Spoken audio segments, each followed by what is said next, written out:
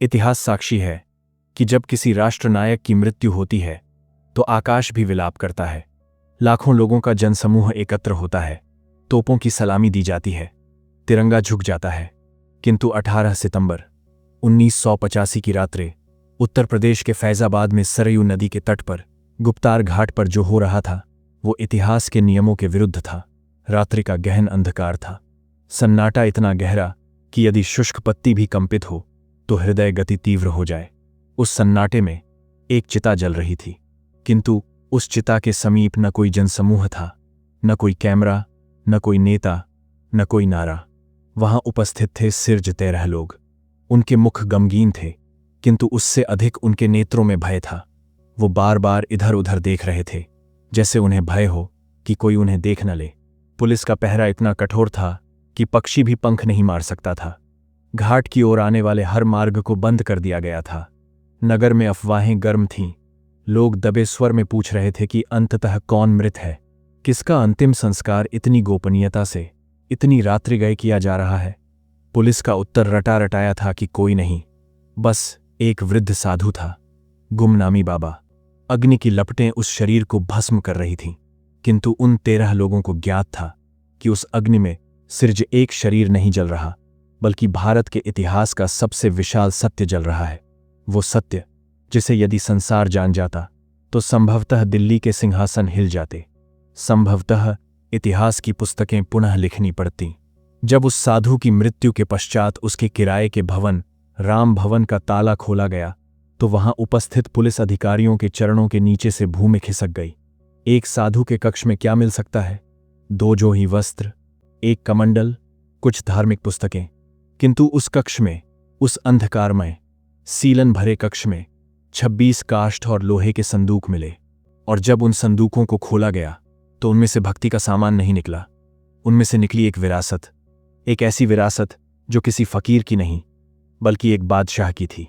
Germany में बनी Karl Zeiss की बहुमूल्य दूरबीन, इंग्लैंड में बनी रोलेक्स की स्वर्ण समय यंत्र, बहुमूल्य सिगार के पात्र, पेरिस से मंगवाया गया इत्र, आजाद हिंद जॉर्ज की अति गुप्त इंटेलिजेंस रिपोर्ट्स, अंग्रेजी, जर्मन और बंगाली साहित्य की हारों पुस्तकें, और उन सब के मध्य एक लघु डिब्बी में रखा एक गोल फ्रेम वाला चश्मा।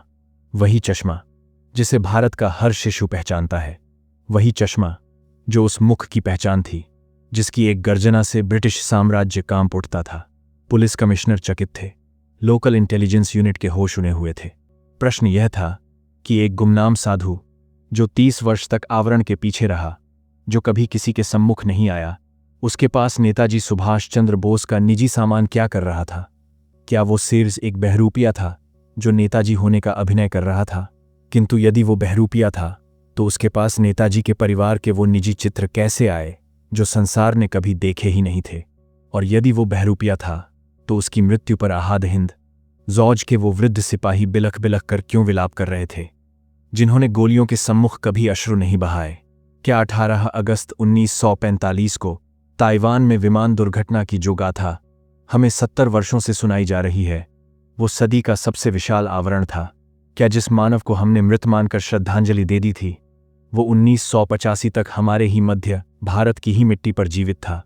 और यदि वो जीवित थे तो वो सम्मुख क्यों नहीं आए? वो कौन सी विवशता थी, वो कौन सा भय था जिसने देशनायक को गुमनामी बाबा बना दिया? क्या उनकी गुमनामी भारत की स्वतंत्रता की शर्त थी? आज इतिहास के पन्ने में हम उस संचिका को खोलेंगे जिस पर वर्जित की मुहर लगी है। आज हम राख को कुरेदेंगे। तैयार हो जाइए, क्योंकि यह गाथा सिर्फ एक मृत्यु की नहीं है, यह गाथा है छल की, राजनीति की, और एक ऐसे बलिदान की जिसे देश कभी समझ ही नहीं पाया। इस पहेली को सुलझाने के लिए हमें उस दिवस पर वापस जाना होगा जहां से यह सारा खेल आरंभ हुआ। 18 अगस्त 1945। द्वितीय विश्व युद्ध अपने खूनी अंजाम पर पहुंच चुका था। अमेरिका ने जापान के हिरोशिमा और नागासाकी पर परमाणु बम गिरा दिए थे। जापान ने घुटने टेक दिए थे। आज़ाद हिंद जॉर्ज का स्वप्न, दिल्ली चलो का नारा, सब कुछ बिखर रहा था। किंतु नेताजी वो हार मानने वालों में से नहीं थे। उनका प्लान भी तैयार था। यदि जापान हार गया तो क्या हुआ? मैं रूस जाऊंगा, स्टालिन से सहायता मांगूंगा और अंग्रेजों के विरुद्ध युद्ध जारी रखूंगा। अंग्रेज उन्हें युद्ध अपराधी मानते थे, उनके रक्त के प्यासे थे। नेताजी को हर स्थिति में सुरक्षित निकलना था।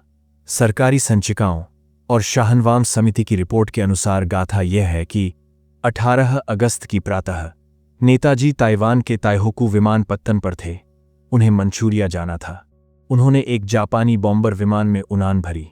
उड़ान भरने के चंद मिनटों पश्चात विमानपत्तन की सीमा के समीप ही एक भीषण विस्फोट हुआ। बताया गया कि विमान का प्रोपेलर खंडित हो गया था। विमान भूमि पर गिरा और अग्नि का गोला बन गया। हमें बताया गया कि नेताजी बुरी तरह जल गए थे। उन्हें समीप के नानमोन सैन्य चिकित्सालय ले जाया गया। डॉक्टर योशियमी तानयोशी ने उनका उपचार किया, किंतु चोटें इतनी गहरी थीं कि रात्रि के लगभग 9 से 10 बजे के मध्य भारत के उस सूर्य ने अपने नेत्र मूंद लिए। यह वो गाथा है जो हमें पुस्तकों में पाई गई। एक दुखद किंतु साधारण अंत नायक की मृत्यु यात्रा में हो गई। किंतु मित्रों, रुकिए। हर अपराध, हर मिथ्या अपने पीछे चिन्ह त्याग जाता है, और इस विमान दुर्घटना की गाथा में चिन्ह नहीं, बल्कि इतनी विशाल खाइयां हैं कि पूर्ण सत्य उसमें समा जाए। आइए इस सरकारी सत्य का परीक्षण करते हैं। जापानी सेना उस समय संसार की सबसे अनुशासित सेनाओं में से एक थी। वो हर वस्तु का अभिलेख रखती थी। हर बंदी, हर घायल सिपाही, हर घटना का चित्र लिया जाता था। सुभाष चंद्र बोस, जो जापान के सहयोगी थे, एक राष्ट्राध्यक्ष का दर्जा रखते थे। उनकी मृत्यु हुई, किंतु उनके शव का एक भी चित्र नहीं लिया गया। एक ऐसा चित्र जारी किया गया जिसमें एक शरीर पूर्णतः पट्टियों से आच्छादित है, मुख नहीं दिख रहा। क्या हम मान लें कि वो नेताजी थे? डॉक्टर तानयोशी ने मृत्यु प्रमाण पत्र बनाया, किंतु उस प्रमाण पत्र पर नाम किसका था? सुभाष चंद्र बोस? नहीं, उस पर नाम लिखित था इचिरो ओकुरा। जब बाद में प्रश्न उठे तो सफाई दी गई कि नेताजी की मृत्यु को गुप्त रखने के लिए जापानी नाम का प्रयोग किया गया। जरा विचार कीजिए, मानव मर चुका है, अब गुप्त किस बात का, किससे छिपाना? मृत्यु के पश्चात तो सत्य बाहर आना ही था। या फिर इचिरो ओकुरा कोई अन्य था जिसके शव को नेताजी बताकर प्रस्तुत किया गया? नेताजी सदैव एक आयताकार समय यंत्र पहनते थे, किंतु दुर्घटना के पश्चात जो जला हुआ सामान उनके परिवार को सौंपा गया, उसमें एक गोल समय यंत्र था।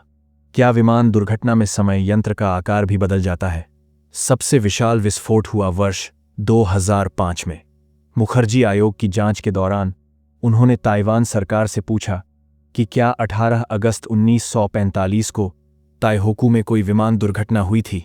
ताइवान सरकार ने अपने पुराने अभिलेख खंगाले और एक ईमेल भेजा जिसने विमान दुर्घटना सिद्धांत की धज्जियां उड़ा दी। ईमेल में लिखित था कि 14 अगस्त से लेकर 25 अक्टूबर 1945 तक ताइहोकू विमानपत्तन पर किसी भी विमान दुर्घटना का कोई अभिलेख नहीं है, न ही कोई मलबा मिला है। यदि विमान दुर्घटना हुई ही नहीं तो फिर चिकित्सालय में कौन मरा? यदि विमान ने उड़ान भरी और गिरा नहीं तो वो कहाँ गया? क्या वो आकाश में विलुप्त हो गया? या फिर यह विमान दुर्घटना एक नाटक था, एक महायोजना, एक ऐसी पलायन योजना जिसे स्वयं नेताजी ने जापानियों के साथ मिलकर बनाया था ताकि वो अंग्रेजों के नेत्रों में धूल झोंककर सुरक्षित रूस पहुंच सकें। अंग्रेजों को लगे कि बोस मर चुके हैं और बोस चुपचाप अपना अभियान जारी रखें। किंतु यदि वो रूस गए तो वहां क्या हुआ? क्या स्टालिन ने उनका स्वागत किया, या वहां उनके साथ कुछ ऐसा हुआ जो मृत्यु से भी बदतर था? विमान दुर्घटना महंस एक आवरण था। असली गाथा आरंभ होती है रूस की सीमा पर। इतिहासकार और कई शोधकर्ताओं का मत है कि नेताजी मंचूरिया के मार्ग से सोवियत संघ यानी रूस में प्रविष्ट हुए थे। उनका गणित स्पष्ट था, शत्रु का शत्रु मेरा मित्र। ब्रिटेन और अमेरिका पूंजीवादी थे और रूस साम्यवादी। नेताजी को लगा कि स्टालिन उन्हें शरण देंगे और भारत की स्वतंत्रता में सहायता करेंगे, किंतु नेताजी एक बात विस्मृत कर गए थे, या संभवतः उन्हें ज्ञात नहीं था। विश्व युद्ध समाप्त होते ही समीकरण बदल चुके थे। रूस और ब्रिटेन अब सहयोगी बन चुके थे।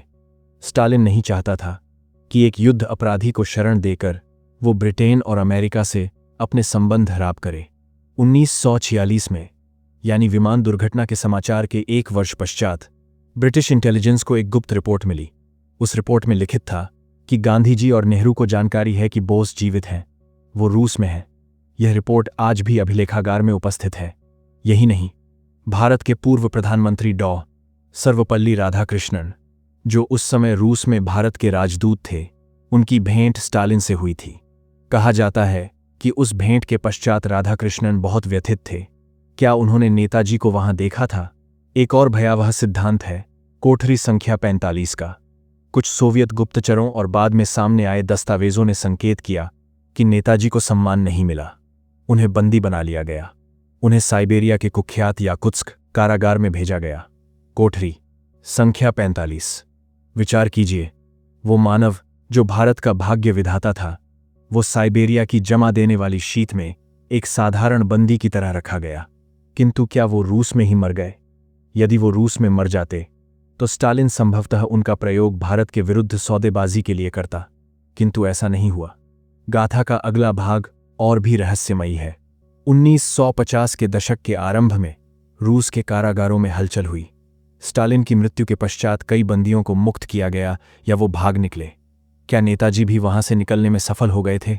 क्या उन्होंने वेश बदला और एक लंबी कठिन यात्रा करके वापस अपनी मातृभूमि भारत लौटे? क्योंकि ठीक इसी समय 1950 के दशक के मध्य में उत्तर प्रदेश के नगरों में एक विचित्र सा रहस्यमयी साधु दिखाई देने लगा। एक ऐसा साधु जो सामान्य साधुओं से पूर्णतः भिन्न था। वर्ष 1955 लखनऊ के बासमंडी क्षेत्र में एक भवन किराए पर लिया जाता है। भवन स्वामी को किराएदार का मुख नहीं दिखाया जाता। शर्तें बहुत कठोर थीं। बाबा सिर्जरात्रि में बाहर निकलेंगे, उनसे कोई मिल नहीं सकता, कोई उनका चित्र नहीं लेगा। भवन स्वामी चकित था। यह कैसा साधु है जो प्रवचन नहीं देता, जो भक्तों के जनसमूह से दूर भागता है, और उसके कक्ष से अगरबत्ती या धूप की सुगंध के साथ साथ बहुमूल्य सिगार की गंध क्यों आती है? एक साधु सिगार क्यों पिएगा? और सबसे विशाल बात, रात्रि के सन्नाटे में उस कक्ष से बीबीसी लंदन और रशियन रेडियो के ट्यूनिंग की ध्वनियां क्यों आती थीं? वो कौन था जो बंद कक्ष में बैठकर संसार भर के समाचार सुन रहा था? और उसके पास रात्रि के अंधकार में मिलने आने वाले लोग कौन थे? वो साधारण भक्त नहीं थे। वो आज़ाद हिंद ज़ौज के पुराने खूंखार सिपाही थे। वो वहां आते और घंटों विलाप करते रहते। आखिर उस आवरण के पीछे कौन बैठा था? इस मानव को उसके गिने चुने भक्त भगवान जी कहते थे। संसार ने उसे नाम दिया गुमनामी बाबा। वो एक स्थान नहीं टिकते थे। उन्हें सदैव पखे जाने का भय लगा रहता था। कभी लखनऊ, कभी नैमिषारण्य, कभी बस्ती और अंत में फैजाबाद। उन्होंने लगभग 30 वर्ष भारत में बिताए, किंतु सदैव आवरण के पीछे। वो लोगों से बात करते थे, किंतु मुख नहीं दिखाते थे। उनके और मिलने वालों के मध्य सदैव एक आवरण या दीवार होती थी। किंतु कुछ लोग थे जिन्हें आवरण के पीछे जाने की अनुमति थी। इनमें सम्मिलित थे डॉ. प्रियव्रत बनर्जी जो उनका उपचार करते थे, सरस्वती देवी जो उनकी देखभाल करती थीं, और आज़ाद हिंद ज़ौज के कुछ वफादार सिपाही जैसे पवित्र मोहन रॉय और सुनील कांत गुप्ता। इन लोगों ने जो देखा और जो सुना वो किसी भी सामान्य मानव के रोंगटे खड़े करने के लिए पर्याप्त था। सरस्वती देवी ने एक साक्षात्कार में बताया था कि बाबा का मुख बहुत प्रभावशाली था। उनके नेत्र शेर जैसे थे। वो बंगाली में बात करते थे। जब वो क्रोध में होते थे तो उनकी वाणी में ऐसी गंभीरता होती थी जैसे कोई फौजी जनरल आदेश दे रहा हो। वो साधु लगते ही नहीं थे। डॉ. प्रियव्रत ने कहा था कि मैंने उनके शरीर पर लौह बंधनों और पाशों के चिन्ह देखे थे, पुराने घाव। वो चिन्ह किसी साधु के नहीं, किसी ऐसे व्यक्ति के थे जिसे बहुत प्रताड़ित किया गया हो। वो सिर्फ पूजा पाठ करने वाले साधु नहीं थे। वो राजनीति पर बात करते थे। वो वियतनाम युद्ध की बारीकियों पर बात करते थे। वो 1971 में बांग्लादेश के निर्माण पर इतनी सटीक भविष्यवाणियां करते थे जो सिर्फ एक सैन्य रणनीतिकार ही कर सकता है। उनके पास जो पुस्तकें मिलीं वो चकित करने वाली थीं। The history of world war II, international military tribunal, Himalayan blunder. एक साधु को मिलिट्री ट्रिब्यूनल की पुस्तकों से क्या काम? और उन पुस्तकों के पन्नों पर लाल और नीली स्याही से जो टिप्पणियां लिखित थीं। जब बाद में हस्तलिपि विशेषज्ञों ने उनकी जांच की तो एक ऐसा सत्य सामने आया जिसे अस्वीकार करना असंभव था। बाबा के कक्ष से मिले पत्रों की लिखावट और नेताजी सुभाष चंद्र बोस की पुरानी लिखावट, अमेरिका के प्रसिद्ध हस्तलिपि विशेषज्ञ कर्ट बैगली और ब्रिटेन के विशेषज्ञों ने जब इनका मिलान किया तो उन्होंने कहा कि यह लिखावट एक ही मानव की है। इसमें कोई संदेह नहीं है। बंगाली और अंग्रेजी के अक्षरों को लिखने का ढंग सब कुछ 100% मेल खाता था, किंतु प्रमाण सिर्रे लिखावट नहीं थी। प्रमाण वो पत्र थे जो उन्हें मिलते थे। आज़ाद हिंद जॉर्ज की झांसी की रानी रेजिमेंट की कमांडर लीला रॉय, वो बंगाल की शेरनी मानी जाती थीं। वो गुमनामी बाबा को नियमित रूप से पत्र लिखती थीं। वो उन्हें जन्मदिन पर विशेष उपहार, वस्त्र, औषधियां और उनके प्रिय सिगार भेजती थीं। विचार कीजिए, लीला रॉय जैसी कद्दावर क्रांतिकारी महिला जो किसी के आगे नहीं झुकती थी, वो किसी ढोंगी साधु की सेवा 20 वर्ष तक क्यों करेंगी? वो ऐसा तभी करेंगी जब उन्हें विश्वास हो कि वो साधु वास्तव में उनका नेताजी है। यहां तक कि आरएसएस के प्रमुख M.S. गोलवलकर और आज़ाद हिंद जॉर्ज के गुप्तचर विभाग के प्रमुख पवित्रा मोहन रॉय के भी पत्र वहां मिले। पवित्रा मोहन रॉय अपने पत्रों में लिखते थे कि मैं आपकी आज्ञा का पालन कर रहा हूं, गुप्त जानकारी भेज रहा हूं। एक साधु को गुप्त जानकारी की क्या आवश्यकता? इसका अर्थ स्पष्ट था। भारत के कुछ गिने चुने शीर्ष लोगों को ज्ञात था। उन्हें ज्ञात था कि शेर जीवित है। किंतु फिर प्रश्न वही आता है, वो सबसे विशाल और चुभने वाला प्रश्न, यदि वो नेताजी थे तो वो सम्मुख क्यों नहीं आए? भारत तो 1947 में स्वतंत्र हो चुका था। अंग्रेज जा चुके थे। नेहरू प्रधानमंत्री थे। फिर किस बात का भय था? वो अपने ही देश में, अपनी ही स्वतंत्रता की छांव में एक भगोए की तरह क्यों जी रहे थे? गुमनामी बाबा ने स्वयं एक बार अपने एक हठी भक्त को इसका उत्तर दिया था, और वो उत्तर भारत की स्वतंत्रता के उस काले सत्य की ओर संकेत करता है जिसे सुनकर आपका रक्त खौल उठेगा। एक बार जब एक भक्त ने उनसे विलाप करते हुए पूछा कि बाबा, आप बाहर क्यों नहीं आते?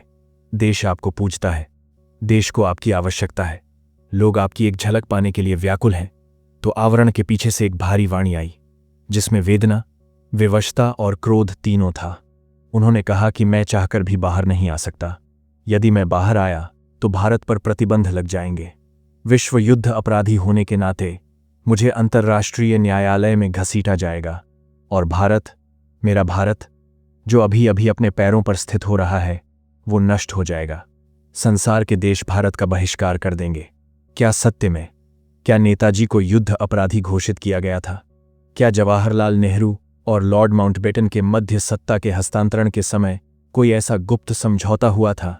क्या उस समझौते में लिखित था कि यदि सुभाष चंद्र बोस जीवित मिले तो उन्हें ब्रिटिश कानून के हवाले करना होगा? एक पत्र है, एक बहुत विवादित पत्र। कहा जाता है कि नेहरू ने स्टालिन को या एटली को लिखा था, जिसमें बोस को युद्ध अपराधी कहा गया था। क्या हमारी स्वतंत्रता का मूल्य नेताजी की गुमनामी थी? दशकों तक यह रहस्य दबा रहा, किंतु 1999 में अटल बिहारी वाजपेयी की सरकार ने जनता के दबाव में आकर एक आयोग बनाया, मुखर्जी आयोग।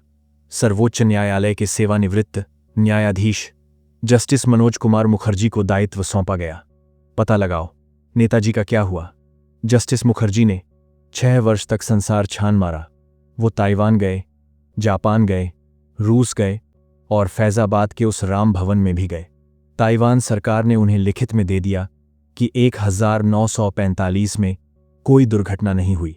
जस्टिस मुखर्जी ने अपनी रिपोर्ट में स्पष्ट लिख दिया कि नेताजी की मृत्यु विमान दुर्घटना में नहीं हुई थी। वो गाथा मिथ्या है। यह एक बहुत विशाल विजय थी। 60 वर्ष पुराना सरकारी मिथ्या जाल टूट चुका था। किंतु फिर क्या गुमनामी बाबा ही नेताजी थे? जस्टिस मुखर्जी फैजाबाद गए। उन्होंने बाबा के संदूक देखे। उन्होंने साक्षियों के बयान लिए। जस्टिस मुखर्जी का निजी तौर पर मानना था कि बाबा ही नेताजी थे, किंतु उन्हें चाहिए था वैज्ञानिक प्रमाण, DNA परीक्षण। गुमनामी बाबा के कक्ष से दांत मिले थे, 5-6 दांत। दावा किया गया कि ये बाबा के दांत हैं। इन दांतों को हैदराबाद की CFSCL प्रयोगशाला और कोलकाता की प्रयोगशाला में DNA परीक्षण के लिए भेजा गया। इसे नेताजी के परिवार के DNA से मिलाया जाना था। पूरा देश श्वास थामे प्रतीक्षा कर रहा था, और फिर रिपोर्ट आई। रिपोर्ट में कहा गया, बेमेल, ये दांत नेताजी के DNA से मेल नहीं खाते। सरकार ने राहत की श्वास ली। कह दिया गया कि देखो, विज्ञान ने सिद्ध कर दिया, बाबा नेताजी नहीं थे। प्रकरण समाप्त। किंतु यहां एक मोड़ है, एक बहुत विशाल विसंगति। जस्टिस मुखर्जी ने बाद में एक अनौपचारिक साक्षात्कार में एक बहुत विशाल बात कही। उन्होंने कहा कि उन्हें संदेह है कि DNA रिपोर्ट के साथ फेरबदल किया गया था। या फिर जो दांत जांच के लिए भेजे गए वो बाबा के थे ही नहीं, उन्हें बदल दिया गया था। क्यों? क्योंकि वो दांत इतनी उत्तम अवस्था में थे कि किसी 80-85 वर्ष के वृद्ध के नहीं लग रहे थे, और डीएनए रिपोर्ट में इतनी त्रुटियां थीं कि कई विशेषज्ञों ने उस पर प्रश्न उठाए। विचार कीजिए, परिस्थितिजन्य साक्ष्य क्या कहते हैं? वो गोल चश्मा, वो रोलेक्स समय यंत्र, वो जर्मनी की दूरबीन, वो लिखावट का मेल, वो लीला रॉय के पत्र, वो बंगाली लहया, वो सैन्य ज्ञान और वो परिवार के निजी चित्र। क्या एक संदिग्ध डीएनए रिपोर्ट इन हजारों प्रमाणों को काट सकती है? क्या यह संभव है कि सरकार जानबूझकर यह सिद्ध नहीं करना चाहती थी कि बाबा ही नेताजी थे? क्योंकि यदि यह सिद्ध हो जाता तो विचार कीजिए क्या होता। इसका अर्थ होता कि भारत सरकार ने 40 वर्ष तक अपने सबसे विशाल नायक को छिपा कर रखा। इसका अर्थ होता कि गांधी, नेहरू और पटेल सब कटघरे में स्थित होते। देश में गृहयुद्ध जैसी स्थिति हो जाती। गुमनामी बाबा के पास एक परिवार के चित्र मिले थे। वो चित्र थे नेताजी के परिवार के, उनके माता पिता के। उनमें से कुछ चित्र ऐसे थे जो सार्वजनिक क्षेत्र में कभी थे ही नहीं। वो नेताजी के निजी एल्बम के चित्र थे। एक अनजान ढोंगी साधु के पास वो निजी चित्र कैसे पहुंचे? गुमनामी बाबा अपनी डायरी में अक्सर लिखते थे कि मैं एक जीवित शव हूं, मेरे अपने लोग ही मुझे मृत देखना चाहते हैं। यदि मैं सम्मुख आया तो वो मुझे मार देंगे। 1985 में जब उनकी मृत्यु हुई तो उनके पास से एक और वस्तु मिली, एक हाथ से बना हुआ मानचित्र। उस मानचित्र पर वो मार्ग बने हुए थे जिनसे आहाद हिंद जौज भारत में प्रविष्ट होने वाली थी। मरते दम तक, अपनी अंतिम श्वास तक वो वृद्ध शेर अपने पुराने युद्ध के मानचित्र देख रहा था। वो अब भी दिल्ली चलो का स्वप्न देख रहा था। आज दिल्ली के कर्तव्य पथ पर नेताजी की भव्य प्रतिमा स्थित है। हम हर वर्ष 23 जनवरी को उन्हें पुष्प अर्पित करते हैं। हम उन्हें पराक्रम दिवस पर नमन करते हैं। किंतु क्या हमने उन्हें वो सम्मान दिया जिसके वो अधिकारी थे? एक ऐसा मानव जिसने अपना पूरा जीवन, अपना पूरा सुख चैन, अपना करियर, अपना परिवार, सब कुछ इस देश के लिए समर्पित कर दिया। जिसने संसार की सबसे विशाल सल्तनत से नेत्र में नेत्र डालकर बात की। उसे मृत्यु के पश्चात भी अपनी पहचान के लिए संघर्ष करना पड़ा। उसे अपने ही देश में एक भगोए की तरह, एक चोर की तरह छिपकर रहना पड़ा। चाहे वो विमान दुर्घटना में मरे हों, रूस के कारागार में तचपकर मरे हों, या फैजाबाद के उस सीलन भरे अंधकारमय कक्ष में गुमनामी की मृत्यु मरे हों।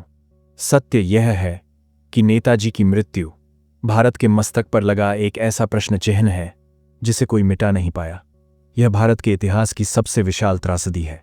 यदि वो गुमनामी बाबा थे तो विचार कीजिए उस मानव के हृदय पर क्या गुजरी होगी जब वो रेडियो पर सुनते होंगे कि देश स्वतंत्र हो गया है, किंतु वो उस स्वतंत्रता का उत्सव मनाने के लिए बाहर नहीं आ सकते। जब वो देखते होंगे कि देश अनुचित दिशा में जा रहा है, किंतु वो कुछ बोल नहीं सकते। वो गुमनामी उनका दंड नहीं थी, वो उनका अंतिम बलिदान था देश को बचाने के लिए। आज की तिथि में सरकार ने कई संचिकाओं को सार्वजनिक किया है, किंतु कई गुप्त संचिकाएं, इंटेलिजेंस ब्यूरो की संचिकाएं आज भी अति गुप्त तिजोरियों में बंद हैं। सरकारें बदल गईं, किंतु वो संचिकाएं नहीं खुलीं। संभवतः उन संचिकाओं में वो सत्य है जो हमारी इतिहास की पुस्तकों को जलाकर भस्म कर देगा। संभवतः वो सत्य इतना कटु है कि हम उसे पचा नहीं पाएंगे। तो मित्रों, इतिहास के इस सबसे रहस्यमयी, सबसे रक्तरंजित और सबसे वेदनापूर्ण पन्ने को पलटने के पश्चात मैं आपसे पूछना चाहता हूं, आपका हृदय क्या कहता है? आपकी अंतरात्मा क्या कहती है? क्या नेताजी 1945 की विमान दुर्घटना में शहीद हो गए थे? क्या वो रूस के कारागार में स्टालिन के हाथों मारे गए? या फिर फैजाबाद का वो वृद्ध साधु गुमनामी बाबा ही हमारे वास्तविक नेताजी थे?